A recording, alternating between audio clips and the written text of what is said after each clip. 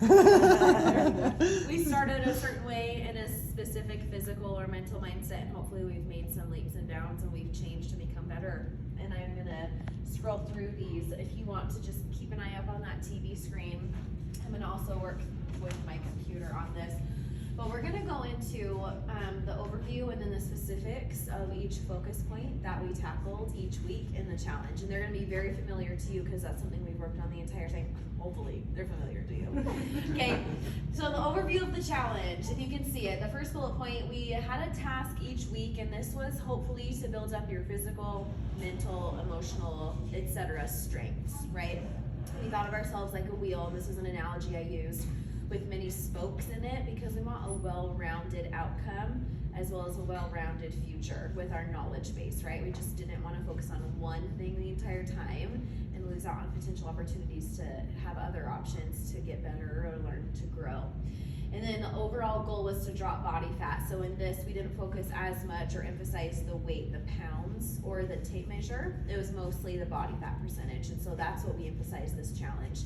The reason for doing that is because if you were to step on your scale, right, it shows you a number. It doesn't dictate how much water that is, if maybe some medications are creating retention or not, if you had increase or decrease in muscle mass, or how much of that number is actually fat. So when you take out all those other components and do just body fat percentage, it helps you to see what the changes are and why you may or may not be seeing that number change, right? And I know some of us have seen both ends of that coin.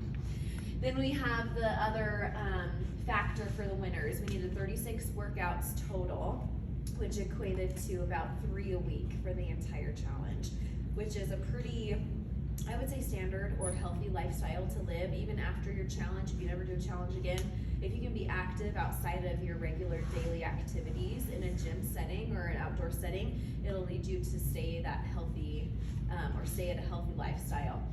And then the last one, things we focused on or worked around, learning to track, planning ahead, and choosing healthier food options. And so those are some of the things you guys also talked about learning as well. Moving forward, the 12 focus points that we reiterated each and every week and hopefully built on top of the other in a foundational sense, starting at the very top. We started with a vision board or mission statement, and this was supposed to capture your why. Now, if I were to ask you guys what your why was, do you remember what it is? Riley, do you remember your why? I didn't do that when I started late, remember? Never mind. Vanessa, do you remember your why? I know it's a long time ago. I don't remember exactly, but I mean, it had to do something with my grandkids and for everything. Yes, yours was specifically longevity, so she wanted to be able to run around after her grandkids. Trish, do you remember your why? Well, I had several. I was like, At least the top couple. I was feel better, longevity, age gracefully, Yes. fit in my summer clothes. Yes, yeah, come off COVID, yeah. Jolie, do you remember your why? Just pretty much healthy. Yeah. Stay healthy. Yes, and make feel good. Yes, I love that. And Mackenzie, do you remember your why? Set an example for my kids. Set an example, I love that. Danielle? Mine was also set an example, and then just being able to have the energy, like, anyway, to make it easier running, basically. Yes, right, and I think a lot of times in a challenge, our why can change, what motivates us does change, but we always have that point to come back to remember why we started. And for a lot of us, most of you said, I just need something to kickstart this, right? Because we came off a really strange year. Some of our fitness had been deteriorating, so this was a really good kickstart. Going into the next one, the next week we tracked with MyFitnessPal. I know some of us were yay and nay with MyFitnessPal. Some of you are still doing it, some of you aren't doing it, and you found other methods to do it. But most of us who did consistently track, whether that was with MyFitnessPal or food journaling, saw better results. The third one, we talked more about portion sizes and found new recipes. So with this one, we talked about food scale, we did measuring cups. I know for some of you it was eye-opening to see how much a serving size actually was, right? Especially when it comes to grains, let's say. When you pour out your rice or scoop rice onto your plate, you know that quarter cup is a lot smaller than we think it's supposed to be, right? Or cereal, which is my case, you know, I'm like, wait, it's only half a cup, okay. So trying to figure out the portion sizes and what's right for our body.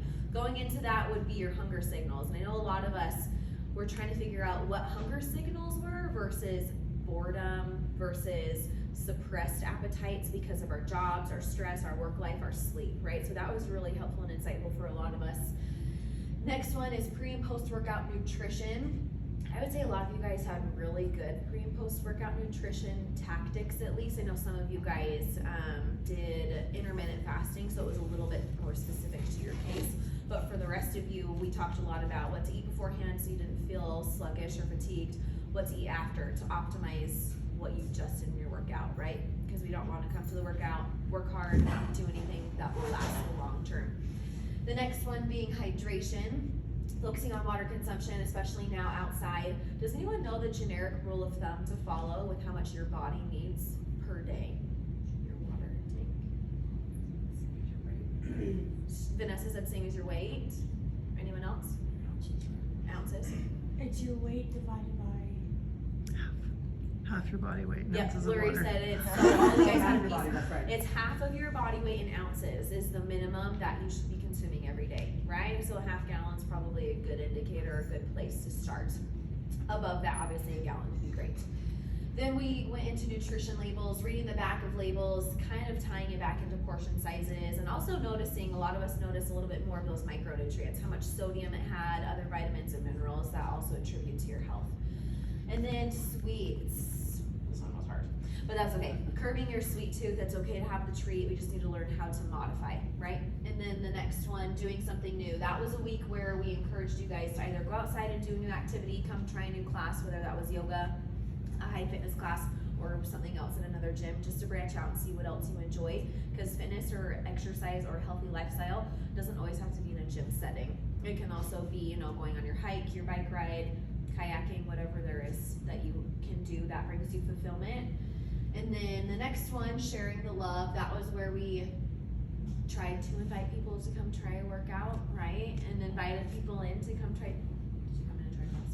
Yeah. I'm just kidding. Vanessa got him to come in and try class. Yep. And then we had At least 10. The last At least 10. At least 10, I I'm know. officially out of my guest passes. If we're not guest passes, I think. I know, seriously, month to month. So PR, personal record, that was a week where we talked a little bit more about working out harder in your classes, lifting heavier, maybe increasing your resistance on certain machines, doing a cardio test a little bit faster, finding ways to push outside the envelope, because how easy is it to go to what's natural or what your habit's always been. If you always use 10 pounds for a certain move, you usually go to the 10 pounds, right? So everyone, I can say, is able to increase their weights and go heavier, at least for those PRs. And then the last week we talked about keys to success, those being your sleep, your recovery, and stress. So those three things, making sure they're a part of your lifestyle, because without those three things in balance, you might see some issues in maintaining, right? So going through those, I talked to you guys about some of your favorites, or at least the ones that stuck out to you personally throughout the challenge, and I have those written down in your little profiles as we continue. Starting with Danielle. Should I have Danielle read it? Sure. Danielle, do you want to read your quote? What So, you said? I was able to learn and focus on how to include more protein into my day.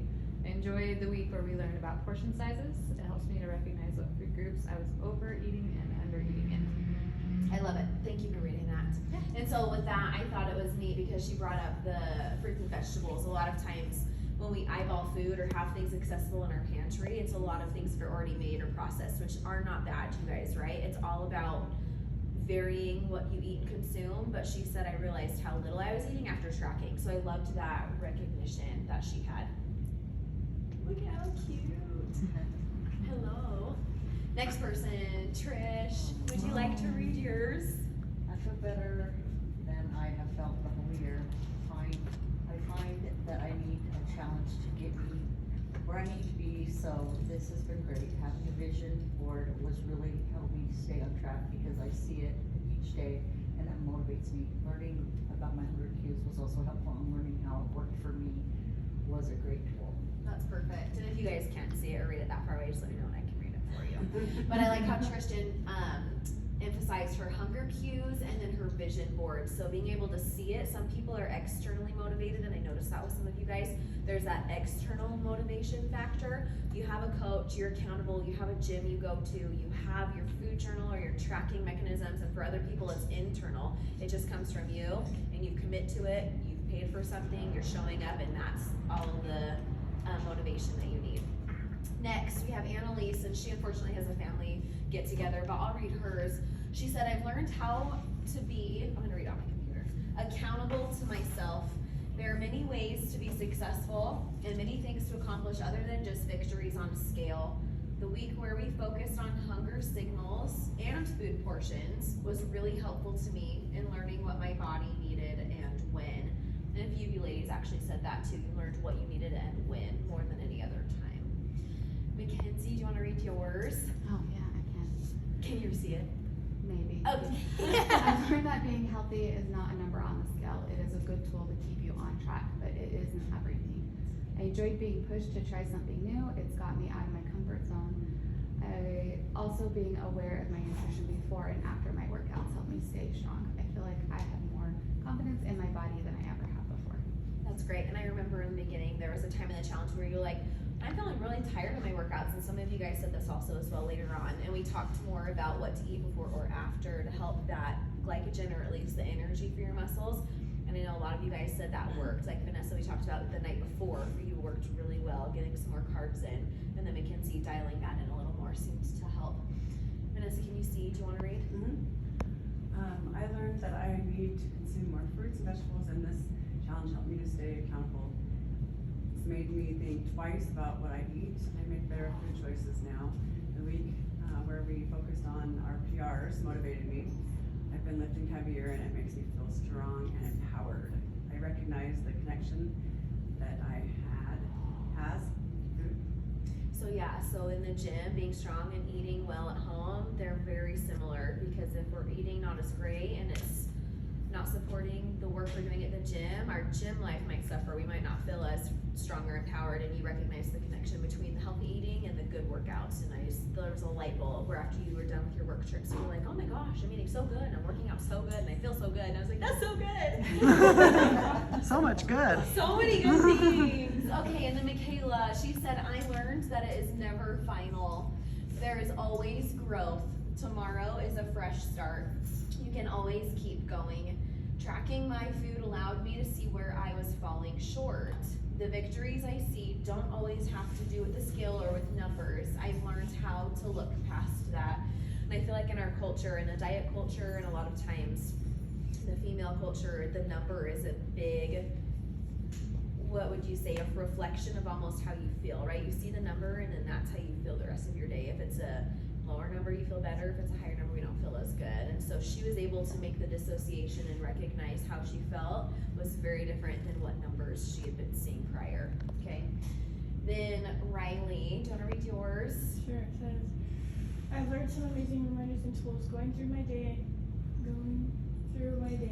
to day-to-day life. Some being tracking my foods and watching my portion sizes. They are annoying, but doing it helps the results come faster and easier. The number on the scale means nothing. I've lost 4% body fat and still look similar, but feel amazing. I love that. And I didn't have enough room, but she also had the word obnoxious in there as well. I was like, this is positive.